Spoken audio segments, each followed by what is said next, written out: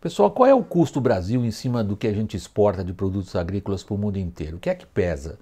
Principalmente para o produtor brasileiro preocupado em ser competitivo no mercado internacional. Esse foi um dos principais assuntos debatidos num evento do qual eu participei hoje em São Paulo, organizado pela Associação Brasileira do Agronegócio, dedicada a examinar, afinal de contas, onde é que se aperta o sapato. E aí, evidentemente, não precisa nenhum ser um grande especialista para enumerar ali todos os problemas que tornam muito mais difícil para qualquer produtor no Brasil competir lá fora. Vamos lá, a infraestrutura é precária, a logística está cada vez mais complicada, tem o problema da regulação, que, por exemplo, impede que uma empresa particular opere o seu próprio porto, difícil resolver uma questão pontual como essa. Tem o acesso ao crédito, embora os juros estejam caindo e a situação macroeconômica apresente uma melhora considerável em relação aos últimos 3 anos, ainda assim financiar é uma coisa complicada. Nós temos também o problema da falta de investimento. Quer dizer, a crise fiscal praticamente tirou a capacidade do poder público de investir e o setor privado, muito preocupado com insegurança jurídica, isso é um ponto que permeia quase toda a atividade econômica no Brasil, está atrasando, está demorando. Agora, o que me chamou a atenção foi a inclusão de mais um fator nesses já conhecidos itens do chamado custo Brasil, o custo de imagem. Especificamente para o pessoal ligado à produção agropecuária, o custo Brasil em termos de imagem lá fora começou a pesar. Aqui é obrigatório a gente fazer uma separação entre o que a gente acha que é correto, entre o que a gente acha que são os dados da realidade, entre o que a gente acha que são os achados científicos, os números, ok? E aquilo como é percebido lá fora. Como é percebido lá fora, o Brasil está com uma imagem perigosamente próxima ao que pode vir a ser, eu acho que é uma possibilidade real, que pode vir a ser o país vítima de boicotes e sanções. Isto porque lá fora a nossa imagem está se deteriorando rapidamente. E não adianta, eu acho, é uma opinião pessoal minha, não adianta as autoridades públicas dizerem isto é uma campanha, isto foi organizado, isto são maus brasileiros que fazem isso ou que fazem aquilo.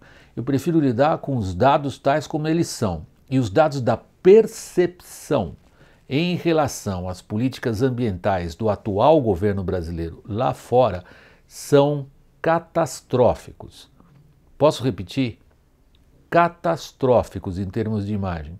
E eu não quero aqui trazer os exemplos que vocês já conhecem, que o jornal tal dos Estados Unidos publicou isso e aquilo outro, que o jornal tal da França disse isso ou disse aquilo outro, que o jornal tal da Inglaterra, pressionado ou influenciado por esse ou por aquele outro grupo, voltou a repetir acusações que são fundadas ou não são fundadas. Prestem atenção.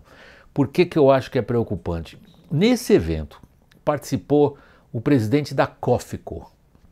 COFECO é a principal importadora chinesa de produtos agrícolas brasileiros, ou seja, é nosso maior comprador de longe.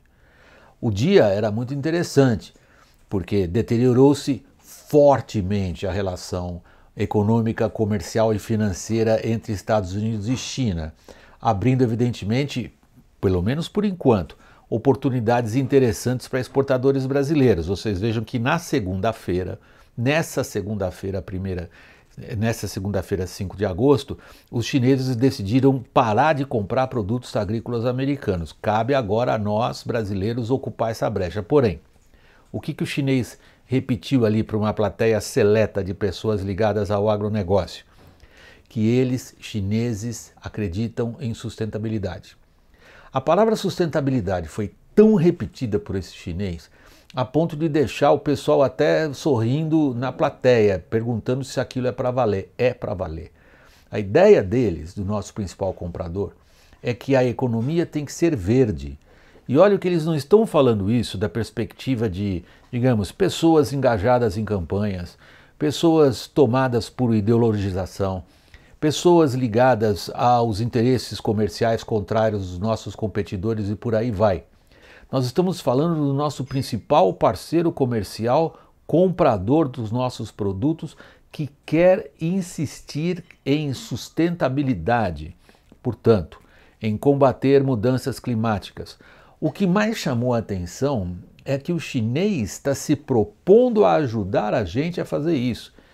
O que é muito chato de ouvir, porque afinal de contas, se há digamos, uma atividade econômica ligada à produção agrícola que tem bolsões de excelência e algo para mostrar para o resto do mundo em termos de capacidade de aumento da produção pelo aumento da produtividade, sem prejudicar florestas e tudo mais, é a nossa própria agricultura tomada no seu todo. E vem o chinês dizer para a gente que ele consegue nos ajudar. Vejam a ironia que está embutida ali. Porém, por que eu usei esse chinês como exemplo? Porque esta questão da imagem, da capacidade do Brasil de ser o grande produtor de alimentos do mundo sem prejudicar o meio ambiente, isto chegou na Ásia. Isto não é um problema mais que a gente possa considerar de ativistas ou de, sei lá, que tipo de postura política que vocês queiram mencionar em países afluentes da Europa ou dos Estados Unidos. Não, nós estamos falando dos nossos principais mercados compradores. Isso é ruim para nós? Não é, no seguinte sentido, quando eles insistem em que essa dualidade, na verdade, jamais pode ser rompida, produção agrícola sustentável, proteção do meio ambiente, as duas coisas andam juntas, eles estão falando a nosso favor no fundo, se a gente entender como enfrentar essa crise atual. E aí entra o problema. A própria ministra da Agricultura, Tereza Cristina, largou o discurso de lado e num determinado momento vem e diz o seguinte, nós estamos perdendo a guerra da comunicação. Isso acho até otimista da parte dela, perdendo a guerra da comunicação é pouco, nós estamos sendo massacrados nessa guerra da comunicação. O que está acontecendo lá fora não é simplesmente uma campanha nos termos que são mais antigos. Eu me lembro de discussões lá da década dos 70 e do 80, quando uma grande montadora alemã foi acusada na Alemanha de ter investido em fazendas brasileiras para a produção de carne, e aí ficou aquela coisa meia grotesca, dizendo assim, tal fabricante de automóveis está trocando a floresta amazônica por bife. Para vocês terem uma ideia de quanto tempo se repete esse tipo de coisa. Então, não se trata desse tipo de campanha ao que eu quero me referir. Se trata do fato de que as opiniões públicas, eu não estou falando, por favor, eu não estou falando de grupelhos organizados, presos ali a uma franja do espectro político. Eu estou falando da opinião pública em geral. Considera que o Brasil está desarticulando seus instrumentos de fiscalização e combate a crimes ambientais, que o Brasil está brigando, Brasil leia-se governo, que o governo está brigando com quem apura números e não com o problema, questão do INPE, a demissão do diretor, porque não gostaram dos números que ele publicou, que o Brasil vem falar de mineração em terras indígenas, no momento em que isso só dá mais fogo aos seus adversários, e principalmente a questão da liberação de agrotóxicos. Se vocês preferem chamar de pesticida ou de defensivo agrícola, eu já falei, não me importa. O que me importa é examinar a questão. Há argumentos a favor da liberação, sim, e eles têm forte base científica. Trata-se de produtos novos, precisam de uma liberação mais rápida do ponto de vista burocrático, sem deixar de levar em conta os aspectos de saúde pública.